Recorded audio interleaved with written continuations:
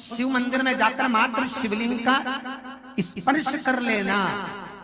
आप में से कितने लोग हैं जो शंकर जी के मंदिर में जाकर चंदन की 3 उंगलियां शिवलिंग पर घुमाते हैं? घुमाते हो ना शिवलिंग पर 3 उंगली? तो ये 3 उंगली घुमाने का फल क्या है?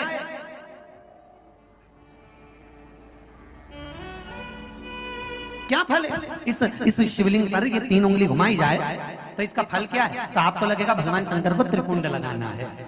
बोलो सही है गलत है? आप तो यही सोचोगे ना कि शिव जी को त्रिपुंड लगाया गया है, पर नहीं। शिव महापुराण की कथा कहती है, ओम शिव महापुराण की कथा ये सागर में जो चल रही है, इसमें आप अगर विद्धेश्वर संहिता को या पार्वती खंड को निकालोगे या आप स्कंद पुराण का या लिंग पुराण की कथा को उठाकर देखोगे तो उसमें वर्णन आता है जब कोई पुरुष, नारी या बच्चा अगर चंदन लेकर गया है, अष्टगंध लेकर गया है या जल चढ़ाने के बाद चंदन भी नहीं है, अष्टगंध भी नहीं है, लाल चंदन भी नहीं है और मात्र उंगली से 3 लाइन खींचता है, उसका मतलब त्रिपुंड लगाना नहीं होता। उसका मतलब होता है कि उसने एक पार्थिव शिवलिंग का निर्माण कर पूजन कर ली है। यह फल प्राप्त, उसका फल ये प्राप्त होता है।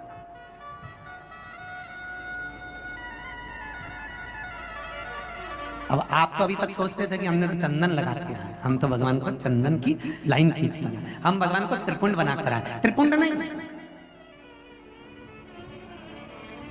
भगवान शंकर को आपने त्रिपुंड लगाया वो अपनी जगह पर भगवान शंकर को जो आपने 3 लाइन खींची है, हाथ का जो स्पर्श कर कर घुमाया है, इससे पार्थिव शिवलिंग के निर्माण का फल प्राप्त हो जाता है।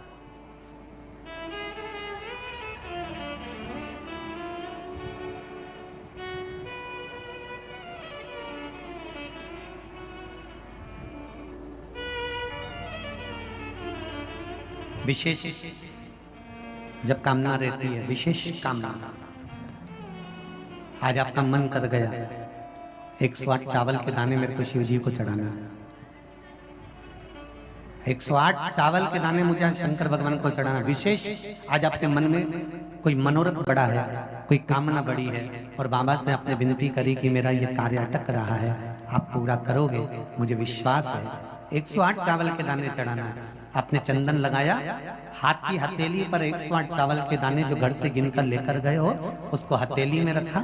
एक एक चावल का दाना नहीं चढ़ाया, हथेली में रखकर जो विशेष कामना, जैसे किसी कर्मकांडी ब्राह्मण से पूछा जाए पूजन होने के बाद में विशेष अर्घ दिया जाता है, विशेष अर्घ,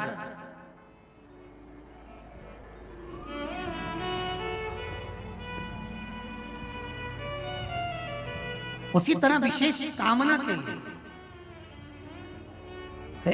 एक पत्र में आया विशेष कामना का फल, किसी ने सुन लिया था कथा में। देखिए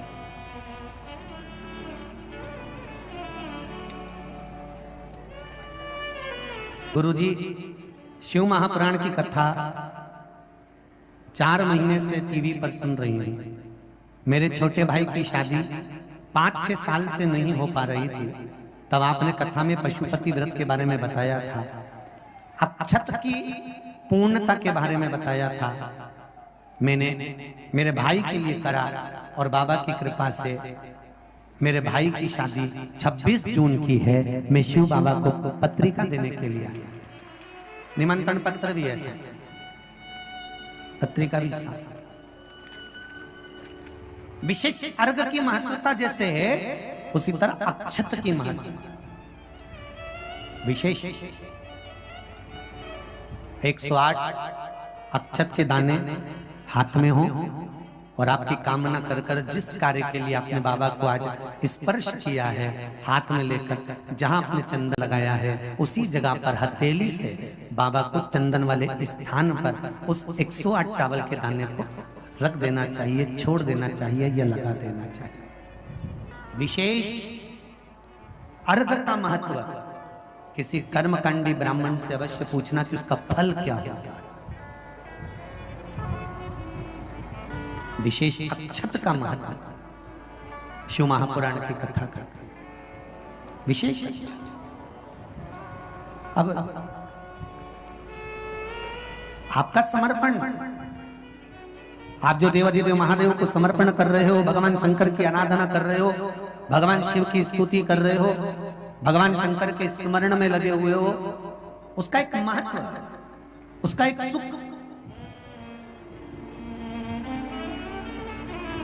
शिव पुराण कर रही है 108 चावल के दाने लेकर, तो यहां मात्र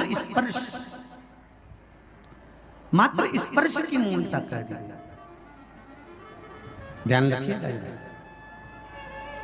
तो जो पत्र लिखे हैं और पत्र में उन्होंने लिखा कि हमारे यहाँ हमने ऐसा सुना है कि शिवलिंग, गर्भवती नारी शिवलिंग का स्पर्श या शिवलिंग की पूजन नहीं कर सकती, तो उसको कृष्णेश्वर महादेव, 12 ज्योतिर्लिंग में से एक ज्योतिर्लिंग है कृष्णेश्वर महादेव। कृष्णेश्वर महादेव की पूर्ण कथा का स्मरण कराइएगा कि स्वयं सुधर्म नाम का ब्राह्मण अपनी पत्नी से कह रहे हैं कि अगर अब आपसे बालू का शिवलिंग नहीं बनता, मिट्टी का शिवलिंग नहीं बनता, तो एक काम करिए, अब आप बालू के शिवलिंग की जगह, मिट्टी के शिवलिंग की जगह, पार्थिव शिवलिंग की जगह एक काम करना कि आप किसी मंदिर में जाकर शिवलिंग का मात्र स्पर्श कर लेना, भी केवल स्पर्श कर लेना भी पार्थिव शिवलिंग के निर्माण का फल है। केवल स्पर्श।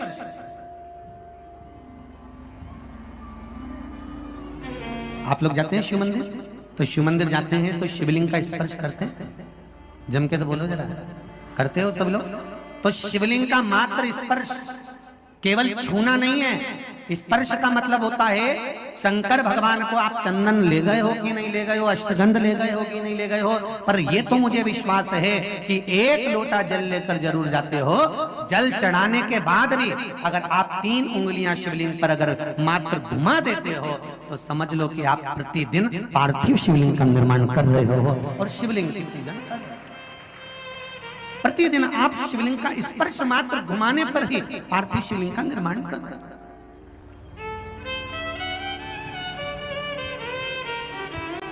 अब जिसके मन में संशय है कि शिव जी का गर्भवती नारी पूजन ना करे, और ऐसा जिसने बताया है ना, तो उसको जरूर एक बार पकड़ के लेकर आना और बताना कि भाई कौन सी पुराण में किस जगह लिखा है कि ये शिवलिंग का यहाँ पर दर्शन नहीं करना चाहिए, उसका वर्णन होना चाहिए। अगर शिव महापुराण की कथा में से कोई भी चीज चढ़ाने की बात करते हैं, जैसे काली मिर्ची चढ़ाने का बोला, तो उसका भी प्रमाण शिव महापुराण में है। आप छाट सकते हो, निकाल सकते हो, देख सकते हो। गेहूं के दाने का प्रमाण शिव महापुराण में है। अरहर की दाल का प्रमाण शिव महापुराण में है।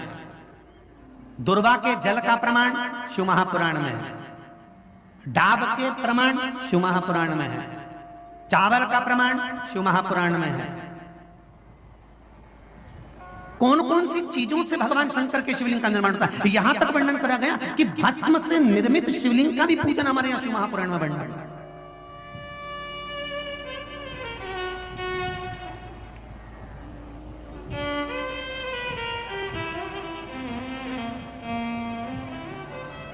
आप शंकर की आराधना में जितनी भी चीजें व्यासपीठ से अगर श्रवण करते हैं, तो उसका स्मरण आपको रहना चाहिए, उसका स्मरण रहना चाहिए।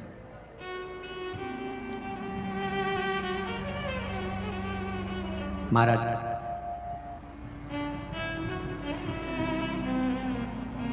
गर्भवती नारी भी शंकर भगवान के मंदिर में जाकर उसका स्पर्श शिवलिंग का कर सकती है, किसी को रोक नहीं है। उसका फल क्या मिलता है वो भी स्मरण कर लीजिए। घोषमा को बेटा हुआ, सुधर्म ने कहा कि इस बेटे को तुम सुदेहा को दे दो, उसकी संतान नहीं है। जब तुम्हें एक पुत्र हो गया है तो दूसरा भी हो जाएगा। उन्होंने सुदेहा को दे दिया। सुदेहा ने पाल पोस कर बेटे को बड़ा कर लिया, उसकी शादी कर दी, घर में बहू आ गई। बहू को मालूम पड़ा कि मेरी असली सास तो घोषमा है, ये सुदेहा मेरी असली सास नहीं है। क्रोध आ गया, उसने सास को पूछना बंद कर दिया। सुदेहा को गुस्से में आ गई सास। सुदेहा ने मन में सोचा कि बेटा ही नहीं रहेगा तो बहू किस काम की रहेगी। बहू गई थी मायके, सुदेहा ने अपने बेटे के टुकड़े टुकड़े कर कर कपड़े में बांध कर तालाब में फेंक दी।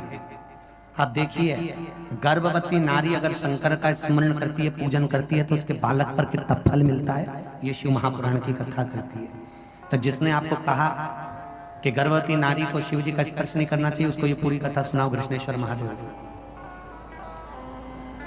बेटे के टुकड़े कर कपड़े में बांधकर तालाब में फेंक दिया। घोषमा शिवजी के शिवलिंग का निर्माण करती थी और पार्थिव शिवलिंग का पूजन कर शंकर भगवान का विसर्जन करने जाती थी। आज घोषमा के मन में आ गया, मेरे बाबा शंभु, हे भोलेनाथ, त्रिकालदर्शी, कैलाशी, अविनाशी प्रभु, बेटे को बहुत दिनों से नहीं देखा। जिस बेटे को गर्भ में रखा था और आपकी पूजन करी थी, मेरा बेटा वो नजर नहीं आ रहा।